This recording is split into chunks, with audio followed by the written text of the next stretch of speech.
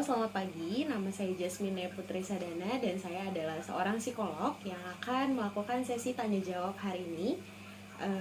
Sangat senang bisa berbicara dengan Masnya. Sebelumnya boleh memperkenalkan nama dan status Mas yang bekerja kah atau seorang mahasiswa? Nama saya Dani Permana Paswara. Saya bekerja honorer di pemerintahan kabupaten. Baik, sebelumnya juga terima kasih ya sudah mau berbagi cerita dan pengalaman Masnya dengan kami melalui sesi tanya jawab ini. Ini dapat membantu Mas memahami bagaimana cara menyelesaikan masalah Mas dengan lebih baik lagi ya. Baik, bisa langsung diceritakan saja masalah pribadi yang Mas alami. Jadi begini Mbak,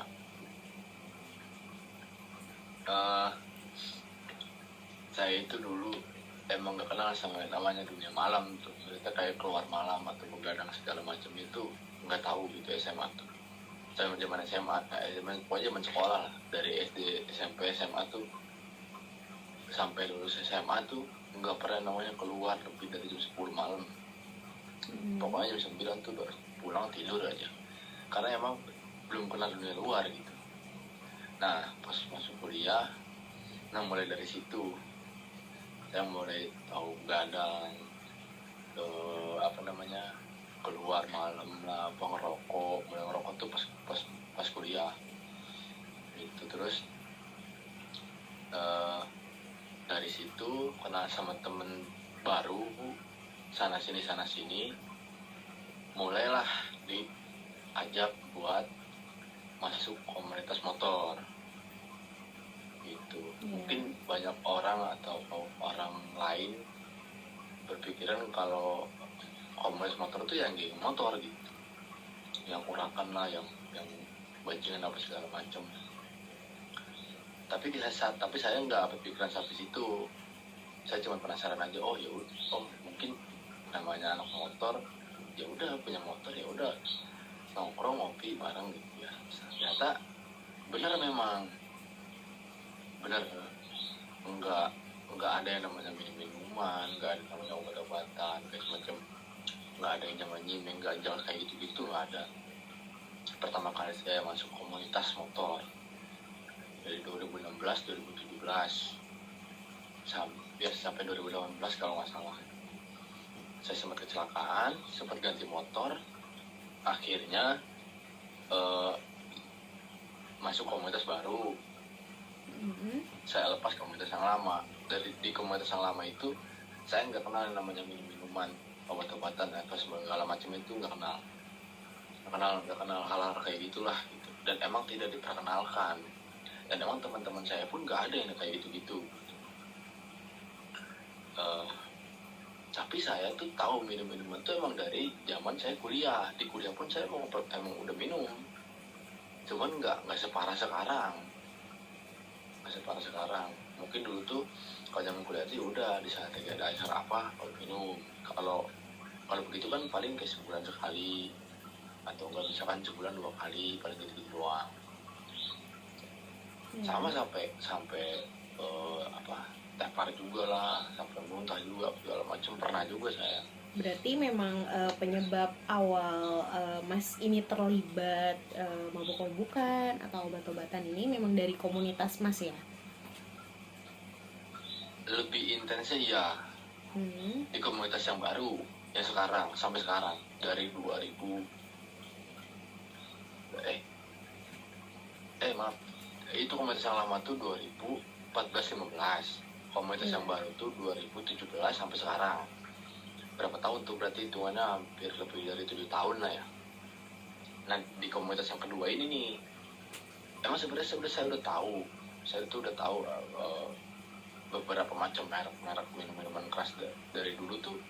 Dari zaman kuliah tuh saya udah tahu gitu, dan saya mengkonsumsi juga, cuma di saat ada acara-acara tertentu doang, nggak kayak sekarang di komunitas yang baru ini gitu. Setiap ngumpul pasti minum, nggak terlepas dari itu gitu. Jadi udah kayak ya udah kayak pengganti air putih aja Oh iya, baik. gitu. Jadi kalau untuk menurut Mas sendiri nih, obat-obatan dan mabuk-mabukan itu sebuah budaya normal di sekitar lingkungan Mas itu ya, di sekitar komunitas Mas. Di sekitar komunitas iya, udah jadi hal normal, udah jadi hal biasa. eh Gimana ya, kayak orang minum air putih aja gitu, nih minum, tiba-tiba ada tanpa, kan biasanya kan kalau orang lumrah kan, mungkin orang-orang lain ya, kalau orang-orang lain, perkumpulan lain atau anak muda kayak gitu pun, dan mereka minum juga biasanya kan patungan. Jadi sih cuma pertama, pokoknya kalau minum tuh ya direncanakan gitu kalau buat yang lain, tapi di komunitas saya yang sekarang ini dalam hal seperti itu tuh tidak direncanakan gitu. Jadi Baik. tahu-tahu ada yang bawa, ya udah mau nggak mau kita minum karena emang kita pengonsumsi juga, dan emang ya udah sama-sama menghargai juga yang bawa, ya udah minum itu. Jadi itu Semacam kayak gitu. bentuk salah satu dari menghargai gitu ya Mas, kalau menurut Mas ini ya. Ya, salah satunya itu bentuk dari menghargai orang emang yang bawa. Terus kalau menurut saya juga itu salah satu media pengenal sama orang baru. Misalkan ada teman baru saya bawa minuman gitu, ya udah kita minum bareng, akhirnya dengan posisi memang setelah minum itu kan, apa kalau kata bahasa kerennya tuh ngefly gitulah. Oh, iya. Jadi ngobrol pun asik gitu. Ngobrol pun asik gitu, kayak ya udahlah, kayak udah teman lama aja.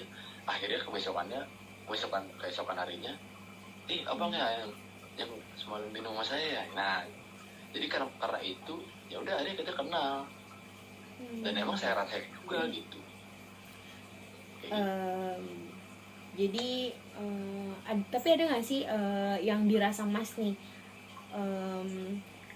adanya konsekuensi negatif akibat dari obat-obatan gitu atau mabuk-mabukan gitu? Kalau dari obat-obatan sih kayak saya nggak terlalu paham juga ya, soalnya mengkonsumsi juga nggak terlalu parah sih.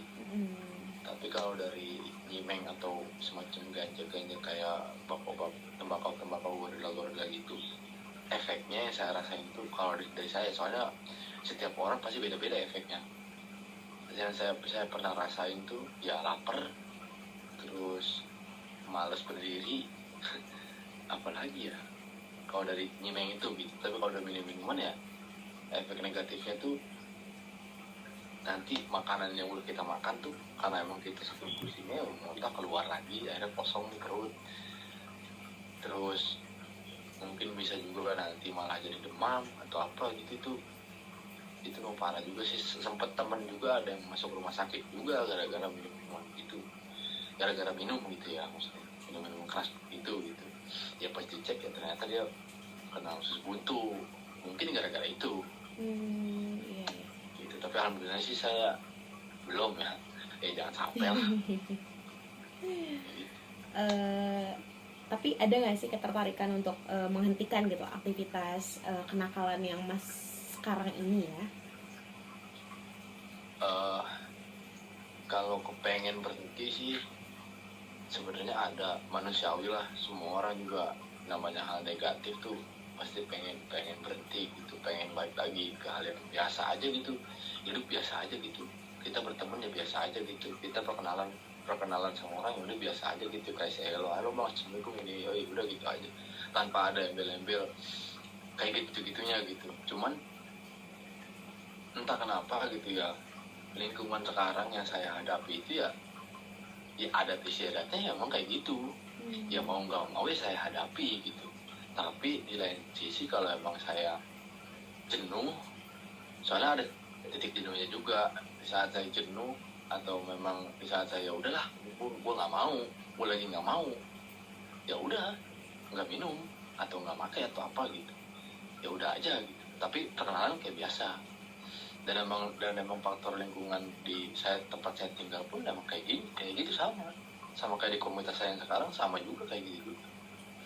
Baik, baik. Minuman juga, obat-obatan juga, ya nyimeng ganja juga sama. Ya, jadi kalau dari orang tua nih atau anggota keluarga yang terlibat dalam pemakaian obat-obatan dan mabuk-mabukan ini, ada nggak sih yang mereka tuh tahu gitu mengenai Mas lakukan sekarang ini?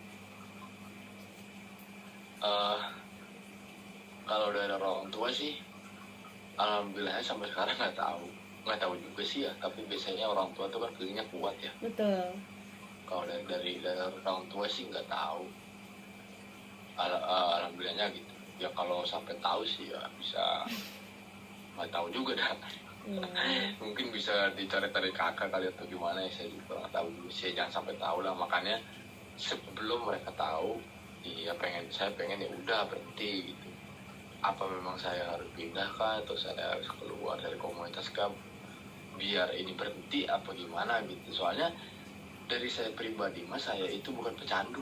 Baik. Beda ya, kalau pecandu enggak minum ya padahal kayaknya pegel-pegel mungkin yang mereka rasain sih, orang-orang pecandu gitu.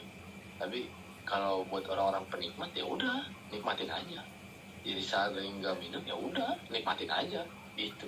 Di saat minum ya udah nikmatin aja gitu. Kayak gitulah contohnya. Iya. Jadi Kayak gitu. Mas juga pernah nggak sih meminta bantuan gitu untuk menghentikan aktivitas kenakalan ini, Mas? Meminta bantuan sih belum pernah sih. Belum. Kayaknya buat minta bantuan tuh bingung ya, minta bantuan ke siapa ya. Masa mau Ustadz, lihat saya nih Ustadz, itu kan nggak mungkin juga gitu. Pasti jatuhnya ntar saya bisa dipukul pakai penggaris atau gimana lah. Iya. Kalau pas saya cerita gitu, paling ya cerita ke temen sih pernah. Gue begini amat ya kok, nggak bisa lepas gitu. Mungkin kalau ngerokok doang mah ya udahlah ngerokok aja gitu. Tapi teman Mas sendiri nih nggak menyarankan gitu untuk berhenti kayak gitu mungkin kalau dari teman Mas? Oh ya menyarankan teman mas kan ada juga yang memang nggak minum juga ada, yang nggak ngerokok juga ada. Ya dibilang iri sih ya iri. Mas juga pernah nanya juga, gimana sih caranya berhenti ngerokok, hal sepele kan ya maksudnya. Ya udah nyemil aja atau gimana aja gitu, nggak bisa ternyata. Dari hal sepele itu aja saya nggak bisa Ya, gitu. memang susah gitu ya. Gimana yang lain gitu. Iya. Ya. Ada lagi mungkin yang mau diceritakan?